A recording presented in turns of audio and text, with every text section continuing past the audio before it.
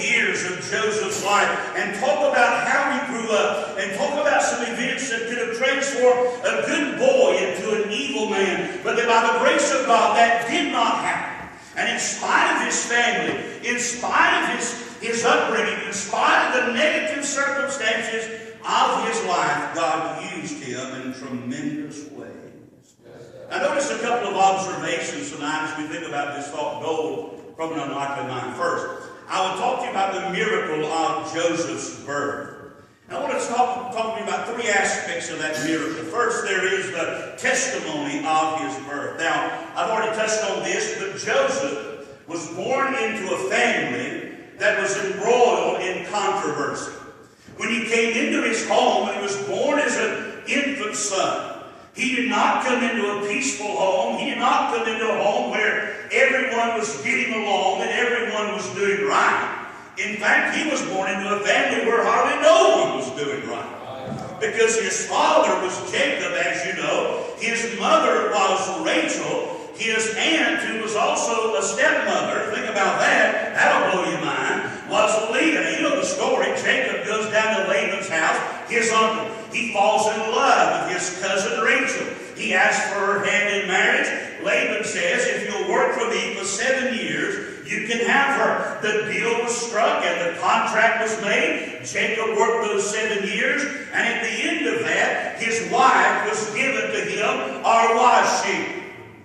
That night, a girl was presented to him. He spent the night with her, that honeymoon night, that marital night, consummated that marriage. When he wakes up in the morning, he finds out he's been sold a bill of goods. Because it's not Rachel, it is here her older sister Leah that has been given to him. And I'll tell you, if that happened to me, I don't know what I would do. Jacob blew his stack. You see, Rachel was a pretty young lady, the Bible tells us, and her sister was not quite so fair.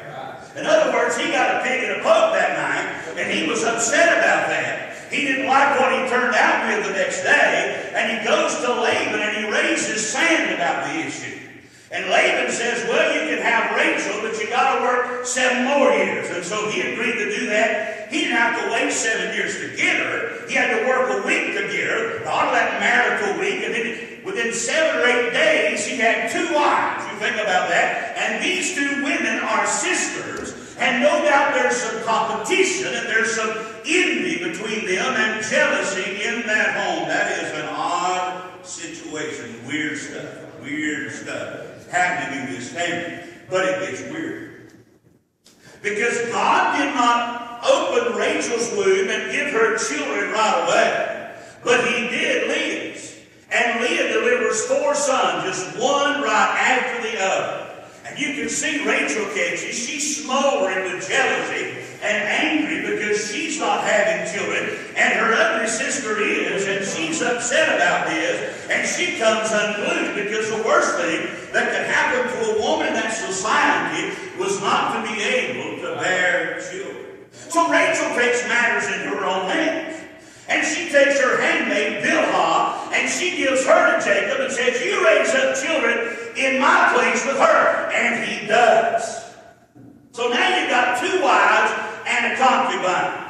And Bilhah produces children. She has 2, Dan and Naphtali. And so these children are born. And Leah sees that she's not having children, but Rachel's getting some through Bilhah. So she takes her handmaid Zilpah and gives her to Jacob and says, I'm not having babies, have babies with her.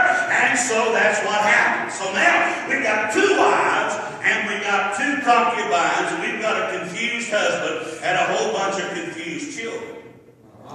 Zilpah has Gad and Asher.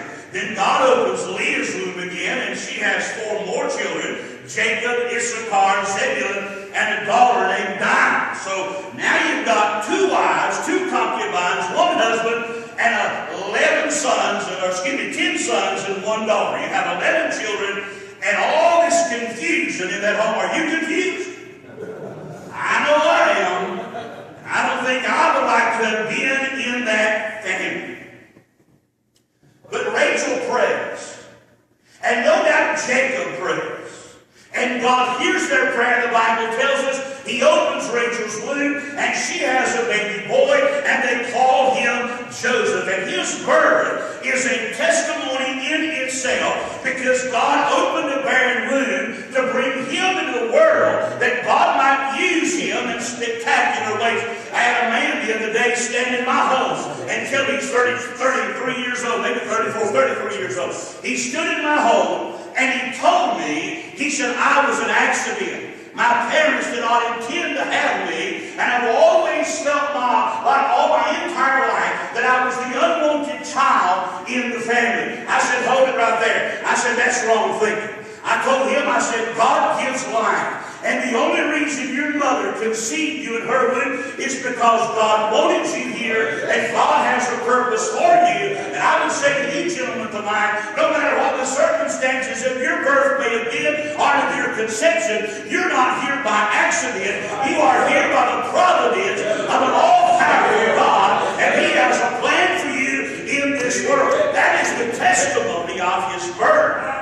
But the triumph of His birth is seen in how God answered prayer, and how God took away the pain of a suffering woman and answered the prayer of a father whose heart was broken that his wife could not have children. And the birth of little Joseph into that family brought rejoicing and happiness and celebration. And that's how it is when babies come.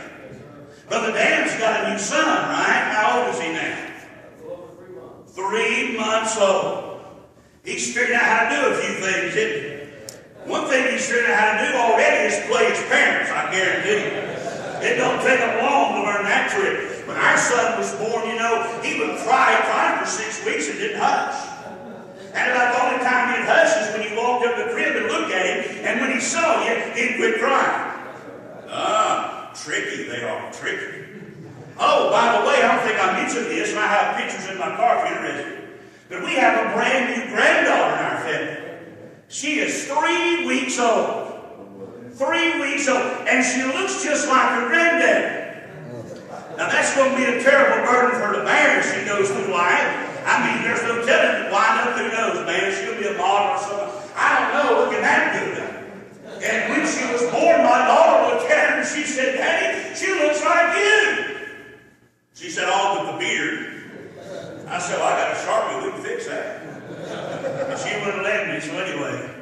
And those babies, when they come, they kind of breathe new life into a family, don't they?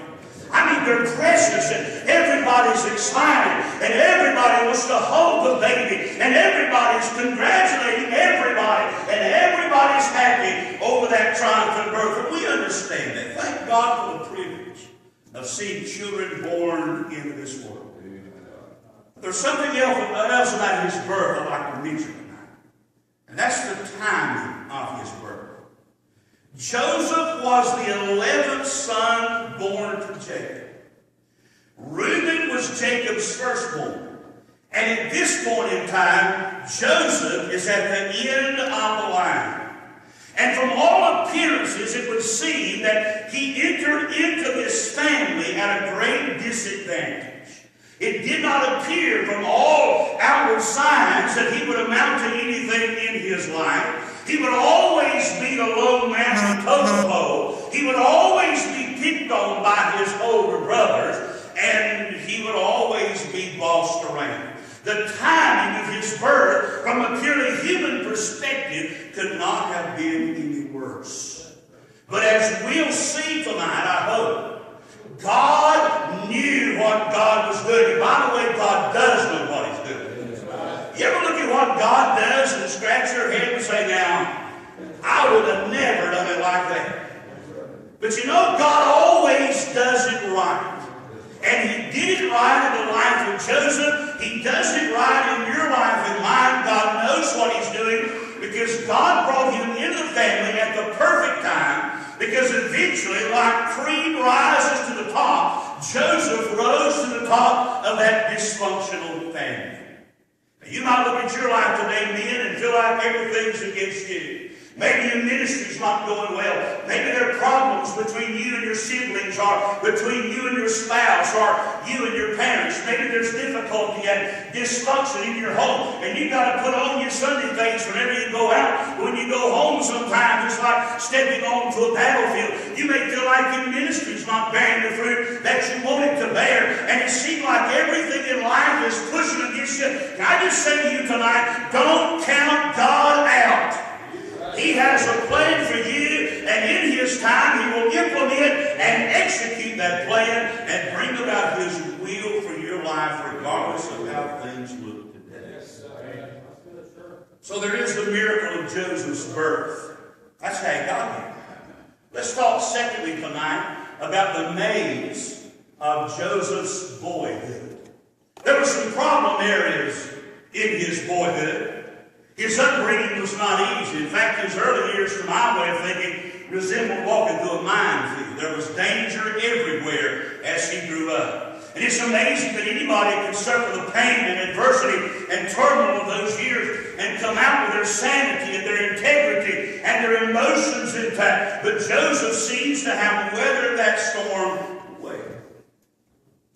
We've already talked about some of the issues in the home.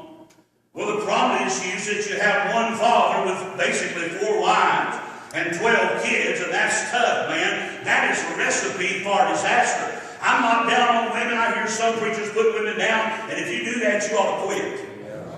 Thank God for the women in our churches. Thank God for the women in our lives. God has given me a godly wife and a godly daughter and a godly daughter-in-law. And I praise God for the women God has put in my family and around me in the house of God. But in some places, it ain't always that way. And I will say, you get 4 women living under one roof. Let's just say I'd probably move out of that house. Let's talk about what Joseph went through in his early years. As a young boy, he has to hastily leave his grandfather Laban's home one night. His family is packed up, and under cover of darkness they flee away. And they leave Laban's house because his dad, Jacob, has stripped his grandfather out of a whole bunch of livestock. He's cleaned him out through deception. And so they run away at night. And imagine the fear that must have been in that little boy's heart as he sees his grandfather chasing them down. And when he catches up with them, he has angry words with his father. And they come to terms over that. Laban accuses Jacob of stealing the household idols from his house. Jacob denies it, but it turns out that Rachel stole them, and she's got them hidden in her baggage. Messy. Laban and Jacob then make a covenant that they will separate one from the other. And they put up that stone of Mizpah. You know how people do that thing. They got the little necklaces, with 2 pieces of the circle on it. They fit together. It's kind of a friendship thing, One person wears one part, one wears the other part. And they're saying, how their hearts are bound together. That ain't a blessing, what happened there. What happened in Mizpah is about battle. It's about breaking apart because you can't get along. It is about a separation with no reconciliation. It's not about friendship. It's about angry words and hurt feelings and hard thoughts. It is tough. And Jacob went through that and witnessed that in his family. As you travel, heading toward Canaan, word comes to you that your uncle Esau, whom you've never met, is coming to meet your dad and his brother Jacob. And Esau is probably still angry because Jacob has stolen his birthright. And he has stolen his blessing. And everybody thinks that Esau's coming to even things up and get his pound of flesh. Can you imagine the terror as your father divides up the family into 4 groups and sends them out in the middle of the night while he stays behind? I'm telling you, this boy's home was anything but peaceful. It was anything but stable. It was terrible. A few years later, his sister Dinah is raped by a man named Shechem. 2 of his older brothers, Levi and Simeon, they go down to the town Shechem and they deceive the men there and they catch them at a weak point and they murder every single one. And through all of that, he sees his father Jacob stand back and do nothing. Then Rachel dies while giving birth to Joseph's younger brother Benjamin.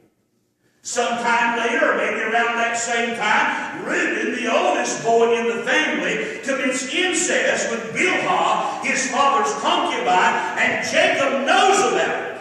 But again, he does nothing about the situation. Now think about this. Joseph's elder brothers, every